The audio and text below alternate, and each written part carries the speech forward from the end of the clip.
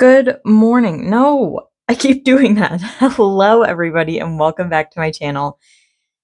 I have a couple disclaimers for this video because I just don't think this video is going to be for everyone. So if you start hearing me talk and you're just not feeling it either at the moment or just in general, please feel free to click away. You don't have to watch this video. It might not be for everybody, and that's totally okay. You don't have to like every video from a creator that you like. So that's one. Another, my nails are a hot mess, but I've been wanting to record this video for the longest time. So I'm just gonna bypass that. So I hope that you guys can too.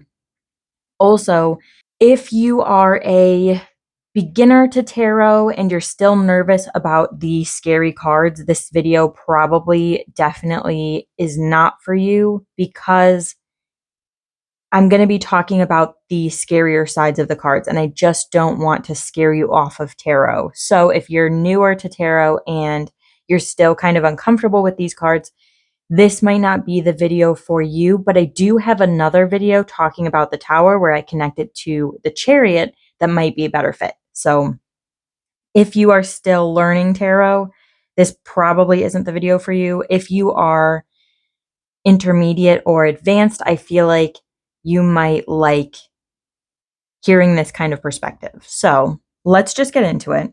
I think I'm going to title this video, Sometimes the Scary Cards Are Just That, because I think that we need to talk about the watering down of the scary cards in tarot, which is Death, the Devil, and the Tower.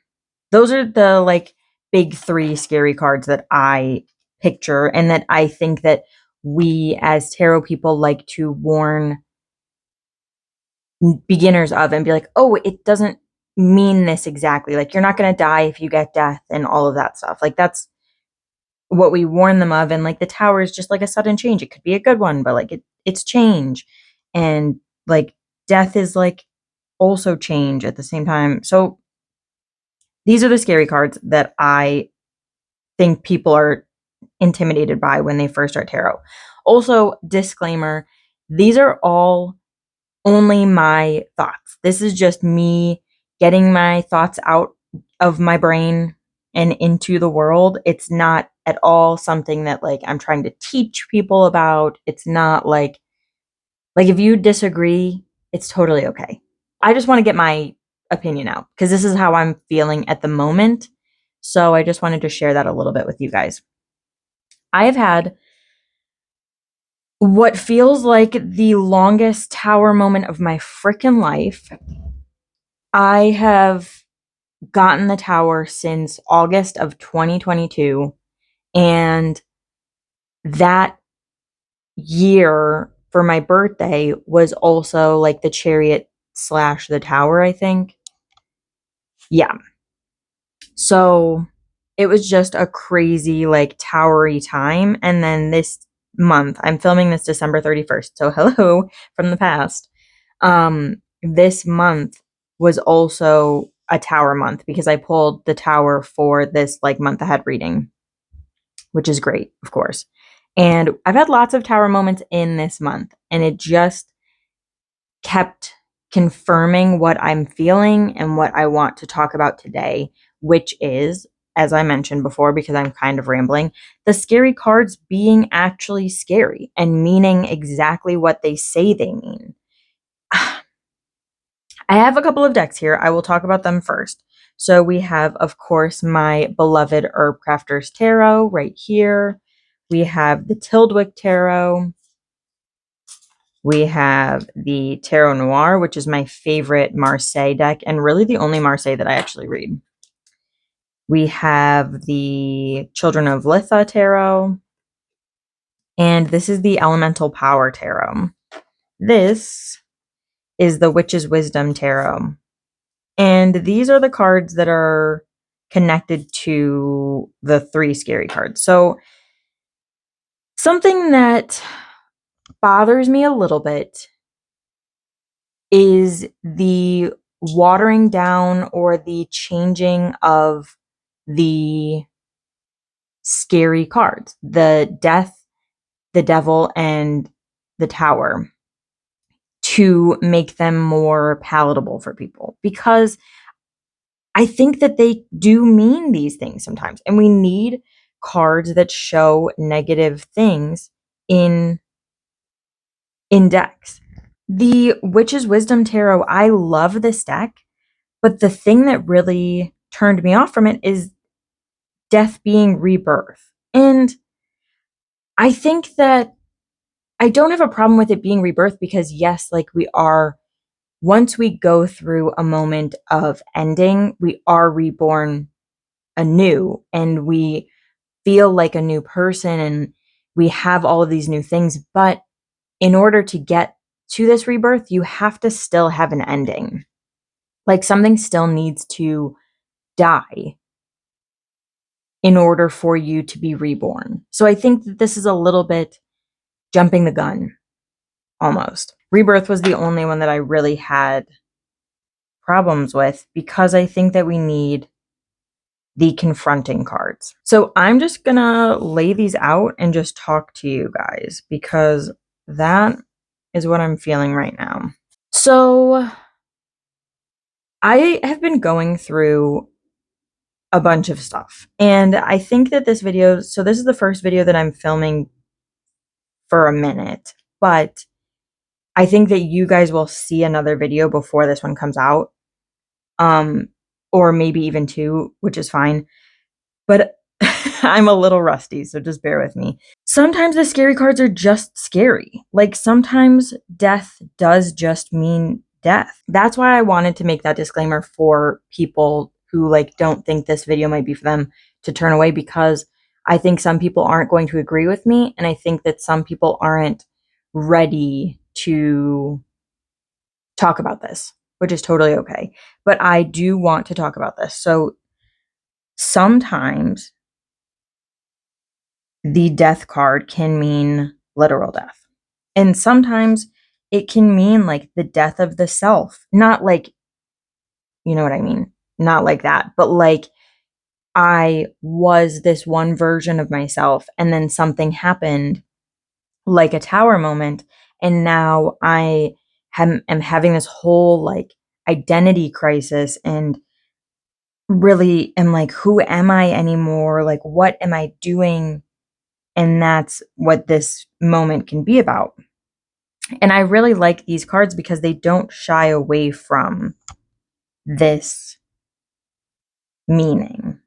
Okay, so I am just going to tell you guys exactly what happened that really prompted me to talk about this. So, I do read tarot predictively for myself. I don't really do it, like, I will do it occasionally for my friends if they need it, but tarot started off for me as, like, a prediction tool, like the week ahead readings and stuff like that. So when I do my year ahead and month ahead, and I do my, like, seasonal grand tableaus, like, those are predictive readings. I take those very seriously as readings that are talking about the future and will come to pass, because for me, they always do. My year ahead spreads always feel very on the nose. And maybe that's confirmation bias. Like, I'm just seeing the card and, like, confirming all of the stuff throughout the month that, like, ties into that. But that's fine. That's how it feels for me. All of the cards in my predictive readings for myself, especially for my month, year, season ahead readings, all of them have been really accurate for me. And when I did my grand tableau for the summer, I thought that it was, when I think it was the spring was my first grand tableau where it was warning me. I got a warning about a potential death in my family. And I took that and I was like, okay, this is what this could mean. And I filed that away in my head. And I was just like, okay, let me start preparing a little bit just in case. And I never, like, you don't take those things, at least I didn't take it too seriously. I'm like, this could be what this means. But usually when I have my tarot cards and I do my predictive readings, even though I know what the cards say, the things that happen, the ways that they happen are different than, you know, I usually think it's going to happen when I'm pulling the cards. So the spring is when I got the warning, the first warning. And I was like, okay, tucking this away just in case, because this is something it could mean. Then in the summer, when I did my grand tableau, I got death in the emperor, in the like house of the emperor. So if you don't know, the way that I do a grand tableau with the majors is I will shuffle my cards and pull out all of the majors and line them up in a row from the Fool to the World, and then I place different tarot cards, you know, the major arcanas kind of fill that house. If you read Lenormand, you'll like know how the grand tableau works, and then I just translate that to the tarot majors because that is what makes sense to me.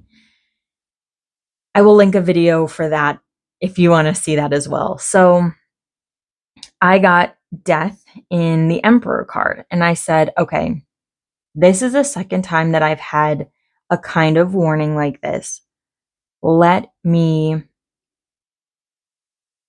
I marked it down. I like talked about it in the video. I didn't put that on for you all, but I did record that for myself as a little note. That was, I think, immediately what I thought of, because I had had the warning in spring and then it was really coming in the summer. And I was like, okay, like I will really take this seriously. And it's not one of those things where you like talk to the person. Like I would never do that, especially because like these readings are about me. It's just talking for me and to me. It's not like any of that. But at the end of the summer, before the equinox, so I take the seasons as from the like solstice to the equinox, from the equinox to the solstice. I take them like that instead of like certain months or the summer and stuff like that. So before the autumn equinox, in summer still, there was a male death in my family. And it was the exact one that I kept thinking about when those warnings came. And my tarot cards told me this was happening. So I now, after that, fully believe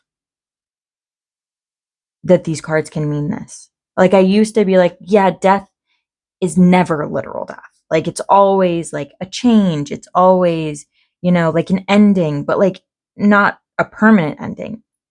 But now I can appreciate this card for the weight that it carries, for the really serious card that it is. I don't know. I think that I respect these serious cards more now that I've gone through that. Like, we do see, like, this is all death, and then there is that new life. But the thing is, like, we have to respect and understand that there was still death before there can be this new rebirth and new life. And I really like the Herbcrafter's Tarot version of it because this is, in my eyes, and I think that the ceremony is like I think the Dia de los Muertos is honoring those who have passed and really, honoring their lives and marking their deaths and just, paying respect to those who have come before us. I, have a newfound respect for these cards. I keep rambling and saying, I think death is one of those cards that people like to water down the most because they don't want people to be scared about it. And I think that's understandable. I think that's totally fine when it comes to a beginner. But I think when we get into tarot seriously, where we know what the meanings are and we know the cards, that we need to start recognizing that these deeper cards have a place in our life. They have a place in our decks. These cards depict all, like, tarot in general depicts all of human life. It depicts everything that we could go through in our lives. Anything we can experience, tarot is there to reflect back to us and to show us. So we, as humans, as mortal beings, need to remember that. And I think that this is a product of our society, at least the society that I live in the United States, where we like to put death out of our minds. Nobody wants to think about death. We barely want to plan for our own. We don't really have a good relationship with death, in my opinion. I just don't think that the US has a great, like, in general, has a great relationship with death and people who are actively, like, dying. Even though we all are dying, we just aren't good with mortality. And I think that's why we water down these scary cards, is because we are still uncomfortable with it in ourselves. And we just don't want to acknowledge that it's even a thing in the cards, let alone in our lives. And I think something I want to work on is becoming more aware of the amount of time that I have on this earth. That it is, in the grand scheme of things, it is so very long for me, but it is also very, very short in terms of the entire world. And I just want to remember that and to start taking my life more seriously, which means being more playful. I want to take this life seriously and I want to live this life to the fullest. And I think that means not stressing the little things as much and remembering that my time here is limited. So I want to do my best to make the best of it. And I think that's something that I am just coming across right now talking to you guys about this, but it's something that I want to start really implementing into my life, because, like, this is going to be us one day, or at least me. I don't know if you guys are going to be eternal, but, like, I will not be living forever, and I want to remember that, and I want to start accepting that I am a mortal being in this world and really learning from my mortality and seeing what it has to offer, because this is such an interesting adventure we're all on together, is just being humans in the world. And I think being part of being a human is grappling with these feelings. And I don't want to shy away from them. I want to start looking them head on. And when they come up in tarot, recognizing what they are telling me. So that's death. The devil card, I think, is one that people don't water down so much. And I think that it's probably a harder one to do that with, because we see death as being like a change or like an ending, like maybe a breakup or something like that. But the devil is, the devil's the devil, You hear about this, even if you aren't part of a religion that has this figure, you still know what it means. And it's still that, like, taking away of your agency and trapping yourself. But like these cards, like this one, and especially like this, like, you see these tiny little strings. Like, this card, I think in tarot forces us to acknowledge that we are usually the ones who are keeping ourselves trapped. This is a card that isn't, I don't know if it's scary for people. I think that people, the way that we talk about it with beginners, of like, you are the one who kind of is keeping yourself trapped this way, is a great one. I think that it's one that still makes sense for this. And yes, I think it can be like for this one. Well, I mean, even with this one, there's the mirror. But I think that for some of them, it can, like, the devil can be talking about somebody else, like taking away your power. But the thing is, you give them the power over yourself to take that away. And we see, like, I was talking about this little string that can easily, like, it's just a little bow tie. It's not even a double knot. You can pull that. You can reach back behind your neck and pull that out. But we like to place the blame elsewhere. It's not our fault. Like, the chains, we're chained. It's not our fault. We have to stay here. We're like trapped this way. This one, I think, is the one that confronts it the most, is you're looking right in the mirror and you are the one that's trapping yourself. This one is more like temptation. And this one, the Herbcrafter's Tarot for this, it makes sense, especially because blackberry is a really kind of invasive plant, and it takes over wherever it is. But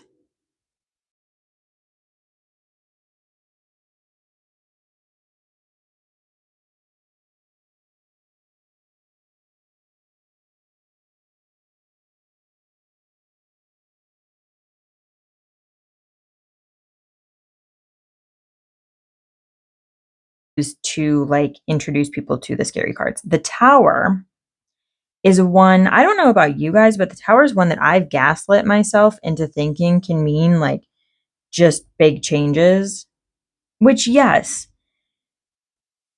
But I also need to remember that it's like when towers, like, look at this. When this tower comes crumbling down, it is a traumatic moment. It's like a scary, loud, it's possibly a little bit dangerous. Like, when the tower comes crumbling down, it's not just like a card tower. These are real brick and mortar towers. And I think this card does a great job of showing that. This is the Children of Litha Tarot, of showing the destruction that comes with the tower falling. And this is my deck, the one that I use. This is my heart and soul in a deck. And I like having this be the imagery for this card, because it does show that even though this horrible thing may have happened to you, life still goes on. And you can repurpose the bricks to make like a pizza oven or something. Like, these mushrooms are repurposing. The tower moment already happened in this card, and we didn't see it. The way I picture it, and I think the way it's described in the book possibly, is that like I could just be making this up. So the way that I picture this is a strike of lightning hit this tree and forced it to fall down. This tree was going to live a long life, but then all of a sudden something happened and it was out of the tree's control, and it just knocked the tree over. The tree had no choice, and it just fell over. And that was the tower moment. And this is the post tower moment, where the falling of the tree, the ending of the tree being upright, was the start and the cause of these mushrooms having a place to grow. But that doesn't stop the moment from being a tower moment. It doesn't stop lightning from striking. It doesn't stop the tower from crumbling, the tree from falling. And I think the way that I want to start looking at the tower, and I have an empowered way of looking at the tower where I think that some tower moments need to be caused. I think that we are the ones who need to pull the first brick out to knock the tower down. I think some moments in our lives we need to make happen, and it's an empowering thing when the tower shows up. And I love that. And that's not something I'm going to stop seeing in the tower. I think these cards are so complex. They're so deep. We've been using them for so long. They have so many layers and meanings upon them. And you read them one way one day and another way another day. Like, they are just so powerful. So that is one way that I read the tower, as encouraging me to break the tower, encouraging me to start my own tower moment, especially because the tower is connected to the chariot in that way. And the chariot is all about taking the reins. So you take the brick and you just crumble the tower. Sometimes you have to do that. Another way that I want to start remembering the tower can be is a sudden change that happens without my, decision making, without any input from me. Sometimes tower moments really are just sudden snap moments that change everything that you had no control over. Like lightning, you know? I think that sometimes tower moments happen where you can't change the course. It's going to happen. You know that there's a tower moment on the way, like me, with this month being my tower month. I knew there was a tower moment happening, but I had no idea what it was going to be. And I was just hoping that it would be like one that I could choose. But no, it's just a sudden, crazy crash of life that like accidents, it was an accident that the tower fell. But that's what, makes the tower moment a tower moment, is like it's not in your control sometimes. And the funny thing is, my big tower moment for the month happened on the day of the tower card in the Drop 'em 78 Tarot Challenge. It was the most ridiculous thing, and I didn't realize it until after, because I've dropped the challenge. I want to give it the time and attention, and I want to do that, but this year just wasn't the year for it. I started the Drop 'em 78 challenge and then just dropped off. I think that next year will be a year where I can actually focus on it. At least I hope that's the case. But it did happen on the tower day for me. So that's actually, like, I look back on it and I laugh, because I'm like, of course this happened this day. Like, that's ridiculous. But like, it had to, because it's the frickin' tower, and that's just how my life is going. But that's all. So I don't know. That's just what I wanted to talk to you guys about.